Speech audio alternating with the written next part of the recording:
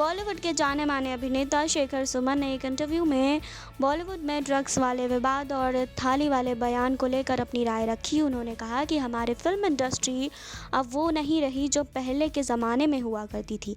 ये वो इंडस्ट्री है जो आपकी थाली और निवाला दोनों ही छीन लेगी।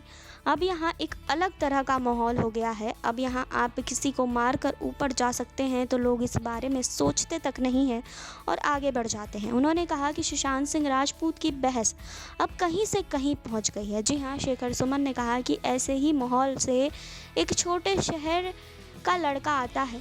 जी हाँ, सुशांत आता है बड़े ख्वाब लेकर, लेकिन हमें ये नहीं पता होता कि हम जिस चकाचौंध में जा रहे हैं उस व्यवसाय के अंदर क्या है।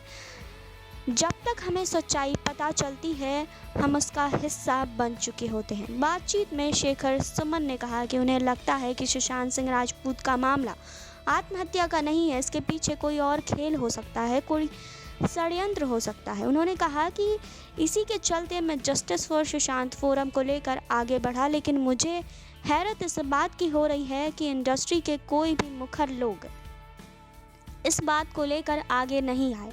ऐसा लगा जैसे कि किसी को कोई फर्क ही नहीं पड़ा। ऐसी मानसिकता को देखकर मैं घबरा गया। रवि किशन के बयान पर शेखर सुमन ने बड़ी बात कही। जी हाँ, रवि किशन के बारे में उन्होंने कहा कि रवि किशन ने बहुत सही कहा था।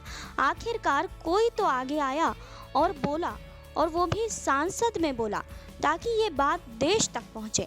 बीमारी एक तरफ इशारा करना और उसको ख़त्म करना बहुत ज़रूरी है, जो पूरे इंडस्ट्री को बर्बाद कर सकती है। उसका जड़ से निवारण होना बहुत ज़रूरी है।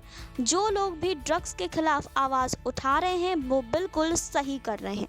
अभिनेता ने कहा कि किसी के हुनर और मेहनत की वजह से किसी की थाली सजती है तो वो उसकी अपनी थाली होती है। अब वो चाहे उसे छेद करे, फेंके या कुछ और करे, ये उसका हक होता है। आप अपनी थाली की चिंता करिए। शेखर सुमन ने कहा कि जया बच्चन बहुत सीनियर हैं, हम सभी उनका सम्मान करते हैं, लेकिन कभी कभी बड़ों से भी गलती हो जाती है। जी हाँ, ऐसा ही कुछ कहा है शेखर सुमन ने और उन्होंने रवि किशन का सपोर्ट किया है। तो और अपडेट्स के लिए आप जुड़े रहिए हमारे साथ। नेक्स्ट 9 भोजपुरिया से सुरभि की रिपोर्ट।